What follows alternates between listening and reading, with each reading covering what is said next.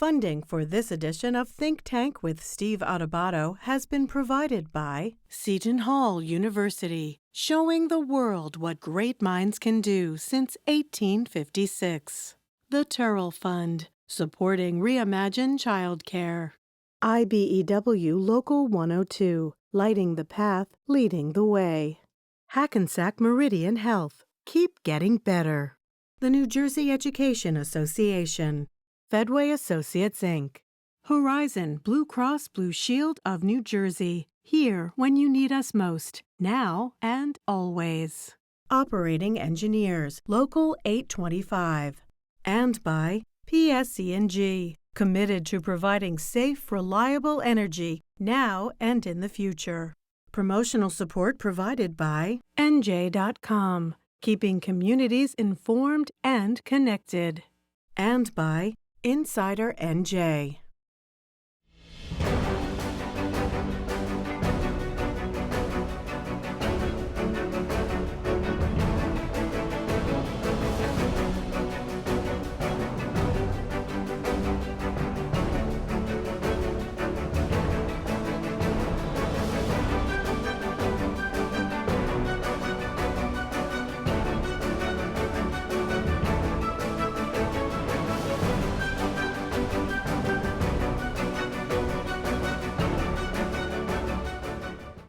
Hi, everyone. I'm Steve Adubato. We are honored to welcome once again State Senator Holly Schepisi to the show. Good to see you, Senator. Good to see you too, Steve.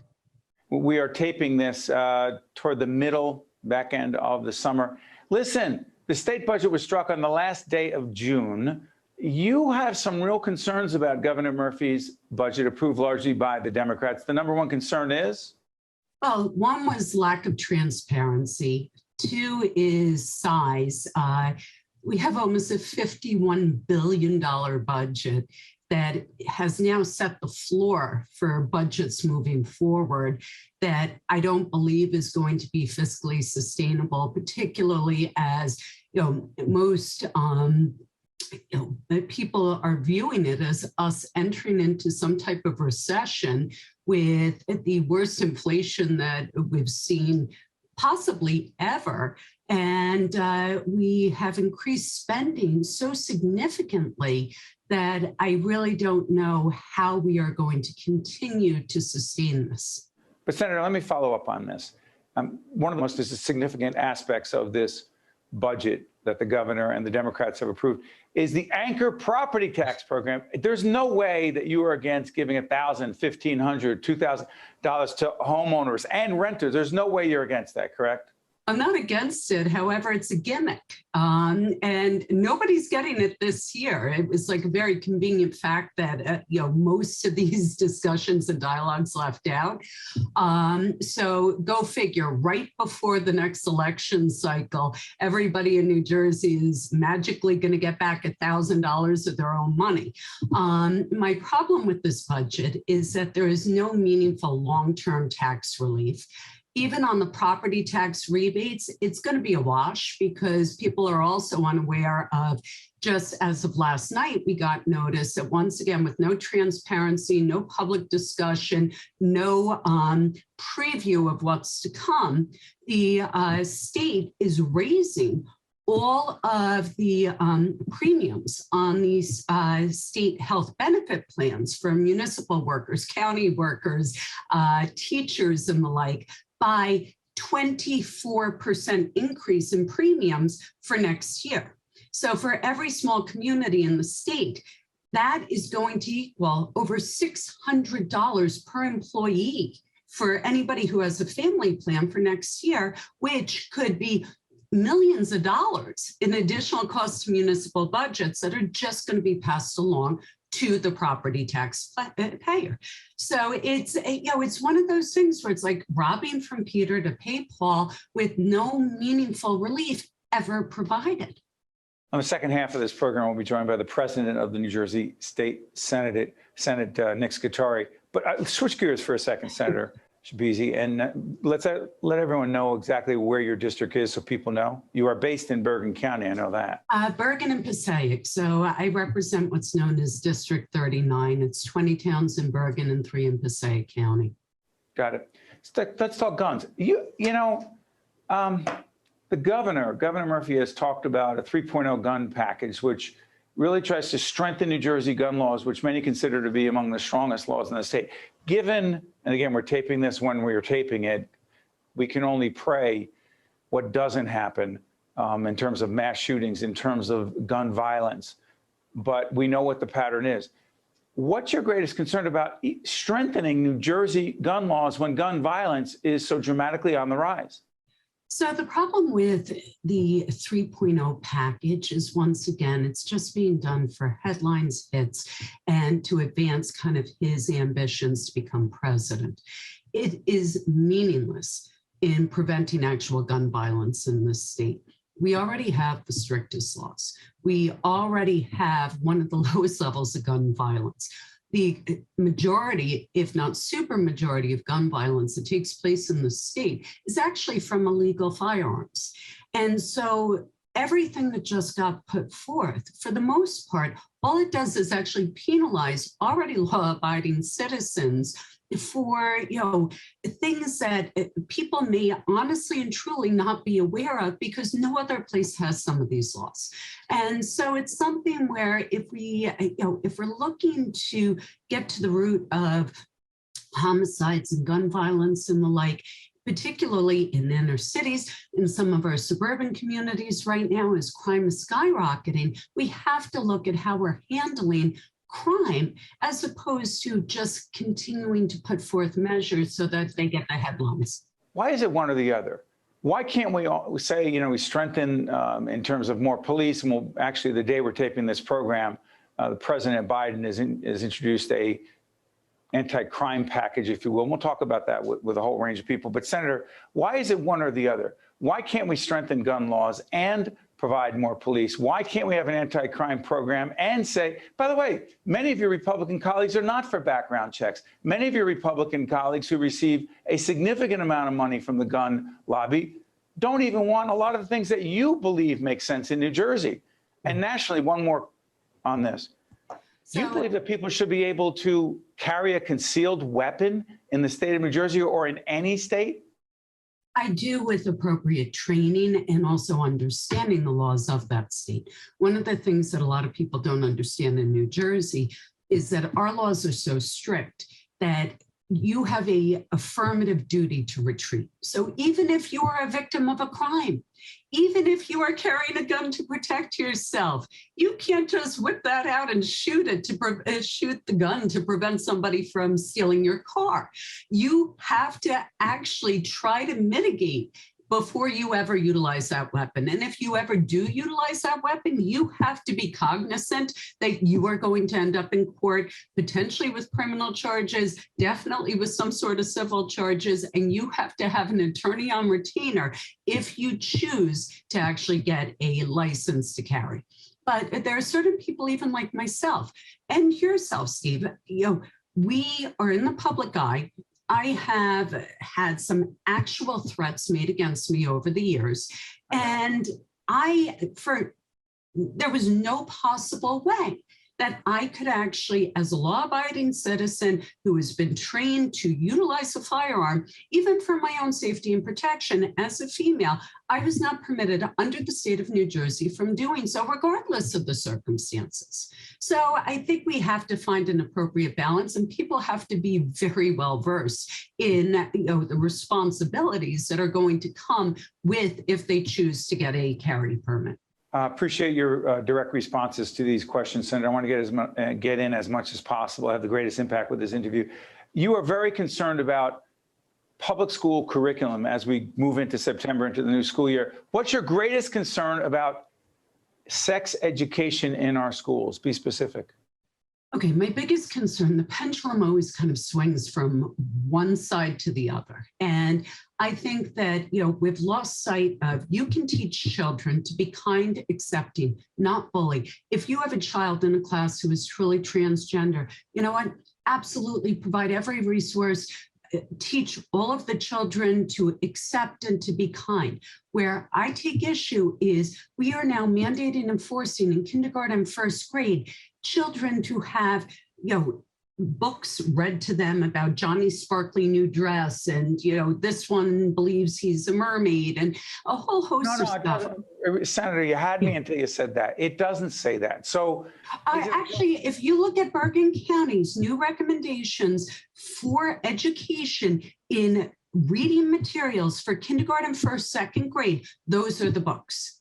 Those are the guidelines from the Bergen County Task Force on what should be read in the classrooms at those ages. So for myself, it's kind of like, how often is this on the daily? Is this a special type of thing?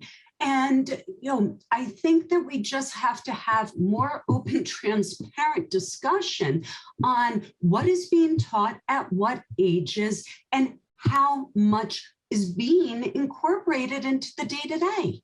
Let me get two more in here. Okay. Supreme Court, United States Supreme Court, Roe versus Wade, everyone knows what has been done. You have a problem with that decision, do you not? Which also means you have a problem with many of your Republican colleagues on this. I disagree with the implications of that decision.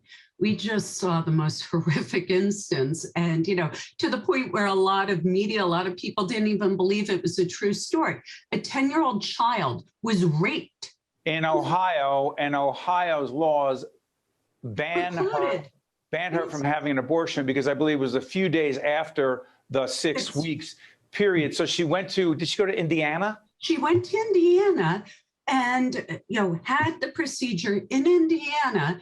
And then, an elected official in Indiana who wants to ride the coattails of this for his own political career eviscerates her doctor all over media, social media, turning the doctor into public enemy number one, as the doctor done everything the doctor should have done. Excuse me, this was a 10-year-old child who was raped by someone in a violent crime, and many said that President Biden made it up. It never really happened. It's a fact. It did happen. Respectfully to our colleagues over on some of the very conservative right-wing media organizations, they said it didn't happen. It did happen. It was a fact. Go ahead, Senator. And so for myself, as a mother, as a woman, as somebody who was a victim of a sexual assault when I was a teenager, I hear some of these narratives and I go, what happened to empathy? What happened to rationality? And press releases about how the child should have been forced to carry a child carrying a child. I think people have actually lost their minds on this, and I don't think it's reflective of many people's viewpoints. Can we agree to disagree, as I do, on late-term abortions for any reason or no reason? Yes. I mean, I don't think it's appropriate to allow somebody to just walk in at 7 months and have an abortion for no reason. But when we're talking about some of these other laws and prosecuting doctors and prosecuting young women, prosecuting rape victims, it's insane. One more quick on this, please, 30 seconds or less. Is the governor right, and other Democrats who have fought for this, are they right to encourage women from other states? Probably more than half of the states in the nation are likely to ban abortion, to say, come to New Jersey for a legal abortion. Are they right to do that, Senator? I think, it's a tough call on this one, because I totally disagree with marketing the state and going into, Fortune 500 companies and telling CEOs, hey, send your women to us, we'll give them an abortion, come to New Jersey. But is it okay to say we are legal, and if you can't get an abortion in your state, to come here? Yes. And the reason I also ask that is that, who knows, you may be running for governor one day and you may have to make that decision yourself. Senator, as always, I cannot thank you enough. Best to you and your family, and we appreciate your time. Thank you very much. All the best. That is State Senator Holly Schepisi. I'm Steve Adubato. Stay with us. We'll be right back with the Senate President right after this. To see more Think Tank with Steve Adubato programs and to listen to Think Tank with Steve Adubato, the podcast, visit us online at steveadubato.org. If you would like to express an opinion, email us at info@caucusnj.org. Find us on Facebook at facebook.com/Steve Adubato, PhD, and follow us on Twitter at Steve Adubato. Many of New Jersey's children have been affected by COVID-19, but now that there's a safe and effective vaccine available for children ages 12 and older, you can help make COVID-19 history by getting yourself and your child vaccinated. Let's end this pandemic together and help all children get back to being kids. Visit hackensackmeridianhealth.org/COVID-19 to learn more or to schedule a vaccine appointment today.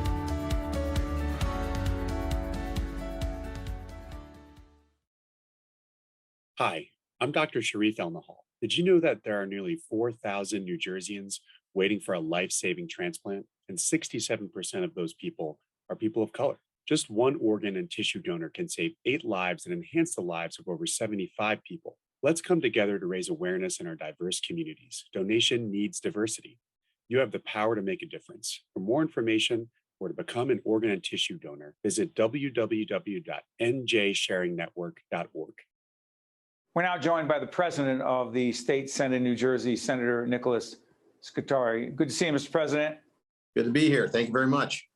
Senator, let me ask you, we had Senator Schepisi on, your Republican colleague, who said about the budget, first of all, it's too much. It's $50+ billion, number one. And number two, the anchor property tax program, she argued, and she's not the only one, it's Peter and Paul and robbing here and there, and it's people's money anyway, and they're waiting too long for the money. You say?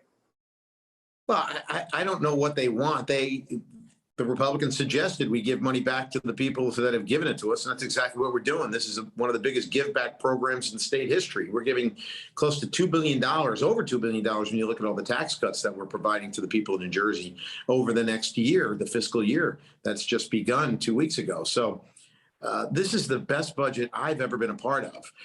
For a lot of different reasons, it's the best budget. One of the reasons is we're in a better place than ever before. New Jersey is more financially sound than it's ever been. One of the things that were the landmark decisions that we decided to do was to give back a large portion of money, over $2 billion, back to taxpayers in the form of tax cuts and credits. So as well as investing in all sorts of tremendous programs that we've been looking to do for many years.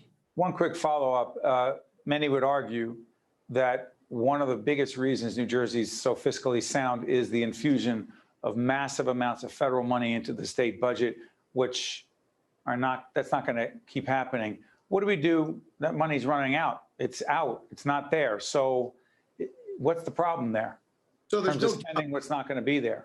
There's no doubt that that's definitely helpful to the financial position of New Jersey, but it's not just all about that, because a lot of that money's still within the state coffers to be spent over the next year through the Joint Oversight Budget Committee's process. So what we've done is we've taken the largesse that we've made and gotten as a result of New Jersey being a great place to raise a family and do business. People want to live here. Our population levels have gone up despite what everybody was saying, that people were fleeing New Jersey. They weren't. New Jersey is a great place to live, work, raise a family. Our economy is really doing well. So not only do we have the infusion of federal money, but we had an infusion of state money that we've never seen before because the economy is so superheated right now. So what we've done, we've taken the opportunity to give that money back to the taxpayers and invest in really important programs, our pension program, capital improvements to our schools, many capital programs and infrastructure changes that municipalities and counties have needed for a long time, which are one-shot deals, which are an opportunity to build some stuff with the money that we have. So it's exactly what we should be doing. Quick follow-up. Many in the business community have argued that the budget does not do enough to support the business community, particularly small business. More specifically, the unemployment compensation fund not being refilled, if you will, and putting more pressure on employers to pay more after they suffered so much in connection with COVID. You say what to that argument, Senator?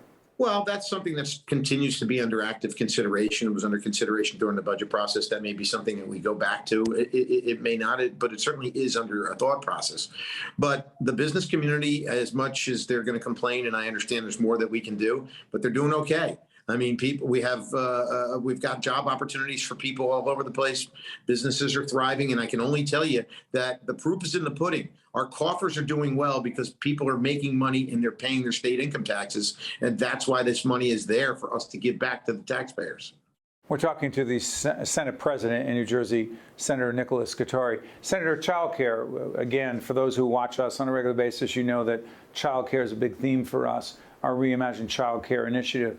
Question, in your view, what is the most significant progress that has been made by state government in New Jersey as it relates to the childcare crisis? Well, we've invested a lot of money in the budget this year in those same types of programs, and to a lesser degree that directly affects it, but I think it directs it, is the amount of money, which has never been seen before, that we've put into mental health, which I think a lot of it goes into youth mental health programs. You've never seen the millions of dollars that the state is investing in mental health programs, mental health education, and attempting to bring back and continue to foster mental health as a career choice for people in New Jersey. So those two things combined, you've never seen the kind of investment that we've made in this year's budget. That's why I say this is probably the greatest budget you've ever seen in state history, and maybe ever again, because we've done all the right things, I think, in terms of balancing it. And real quick on the child care tax credit, what's the important message on that? It's an opportunity to take advantage of a program that will give money back to the people that need it most in New Jersey, that have children and make the least.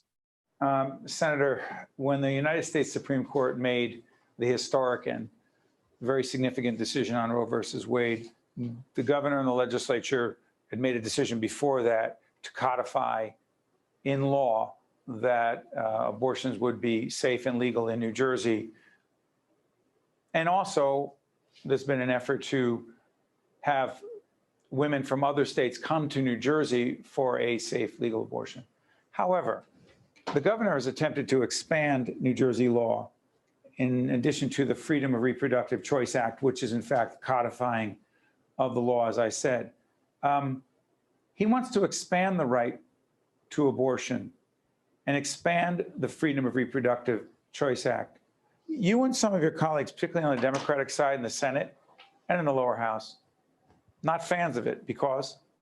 Well, I wouldn't say I'm not a fan of it. I'm as pro-choice as they come. Me personally, the 22nd Legislative District Representative Nick Skittari, anything that we can do to provide safe, legal abortions for women that need it, I'm in favor of. But to that degree, we've already dealt with this issue. I think we've dealt with it in a responsible fashion, and I think the legislature is ready to move on from this.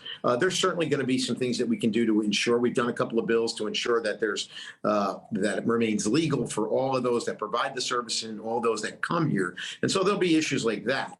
But that issue was discussed. We knew exactly that this court might rule in this favor, and that's why we passed the bill that we passed in the last legislative session. And quite frankly, I'm not certain, in fact, I'm more than certain that it doesn't have the support in the way in which it's been presented by the governor to pass the legislature.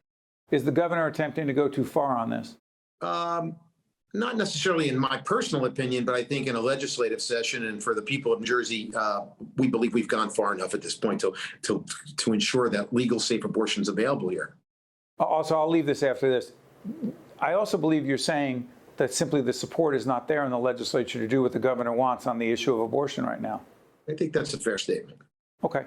On guns, it's not exactly the same, but the governor is looking to expand some of our laws, which are considered by many around gun safety to be among the toughest in the nation.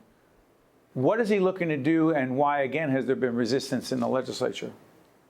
Well, I don't know if there's been resistance. I had a very intense role with the negotiation over a bunch of bills that we just passed in the last couple of days in the legislature. I wanted to make sure that the bills that we were passing, and this is me and the members of the Senate, that they were going to perhaps make a difference and perhaps provide additional safety measures for the people of New Jersey without infringing upon what I consider to be obviously a constitutional right to bear arms. Now, of course, that right to bear arms was written hundreds of years ago when they only had muskets. So we have to take that into consideration. But in New Jersey, you know, we've got good laws, and I think it reflects the people that we want. We want to make sure that sportsmen and people that are gun advocates, we don't run afoul of thinking that we're going to try to infringe upon that right. But we also want to take measures to continue to make New Jersey the safest place you can be for guns. But that's not to say that we're not going to have to do more, quite frankly. It's not, because of this recent rule. My sense is that, and a lot of people in the media understand this, that if it were not for Senator Nick Scutari, we likely would not have legal marijuana in the state of New Jersey. Before you became the president of the Senate, one of your top legislative priorities.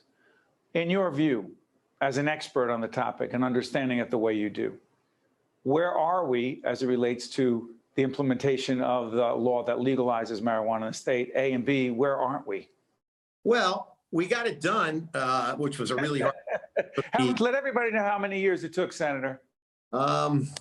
Probably 16 years of effort by me, yeah, or maybe a little bit less. But my first time I brought the topic up, it was my first year in the legislature, and people thought I would be out of office after that first term with a stupid idea like that. But, you know, we continued the long path and finally got it legalized, and quite frankly, just got it open. And that was because I called hearings to say what is going on. But yeah, what is going on? You know, sometimes in government we overthink things, but I think finally we've got it open, and it's been wildly successful. The legal market is doing very well, and we're expanding it, and they're working on it every day to expand it even more. And so I think you're going to see New Jersey be a model, a role model for the legalized market. We've been a little slow to get it done, but it's complicated because we don't want to make the same mistakes that were done in alcohol. We see continually people arguing over expanding alcohol licenses, keeping things the same, all the investment people made. We're trying to do it right. That doesn't mean we can't do it faster or better. And I've been a big advocate to try to get these things open. Once I became Senate President, I called on the administration for hearings. Once we had those hearings scheduled, lo and behold, they opened them up. So they are open. And they are selling legal marijuana, and the process is going okay. It could be better. Before I let you go, Senator, the biggest difference between being a state senator, one of 40 in the state, versus being the president of the Senate, last time I checked, there's only one. Biggest difference is? The time constraints. The time constraints is the biggest thing. It's more than a full-time job. And the other thing is you have to watch, because everything you say means something more than when you're just a member. Do you get your calls returned faster, Senator? I think I did pretty well before, but yeah, probably a little bit. And the president of the Senate, just so everybody understands, is in a key position to determine what the agenda is and what bills will be voted on, what bills will not be voted on. It's an extremely important position. State Senator, the state Senate President Nicholas Scutari, I want to thank you so much for joining us. Thank you, Senator. It's an honor to be here. It's an honor to have the position, and thanks a lot. Look forward to talking to you again, Steve. You got it. I'm Steve Adubato. That is the President of the Senate, Nick Scutari. We'll see you next time.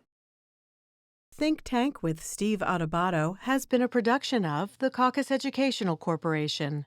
Funding has been provided by Seton Hall University, the Turrell Fund, supporting Reimagine Childcare, IBEW Local 102, Hackensack Meridian Health, the New Jersey Education Association, Fedway Associates, Inc., Horizon Blue Cross Blue Shield of New Jersey, Operating Engineers, Local 825, PSE&G, and by these public-spirited organizations, individuals, and associations committed to informing New Jersey citizens about the important issues facing the Garden State. And by Employers Association of New Jersey. Promotional support provided by NJ.com and by Insider NJ. To see more Think Tank with Steve Adubato programs and to listen to Think Tank with Steve Adubato, the podcast, visit us online at steveadubato.org. If you would like to express an opinion, email us at info@caucusnj.org. Find us on Facebook at facebook.com/Steve Adubato, PhD, and follow us on Twitter at Steve Adubato. Many of New Jersey's children have been affected by COVID-19, but now that there's a safe and effective vaccine available for children ages 12 and older, you can help make COVID-19 history by getting yourself and your child vaccinated. Let's end this pandemic together and help all children get back to being kids. Visit hackensackmeridianhealth.org/COVID-19 to learn more or to schedule a vaccine appointment today.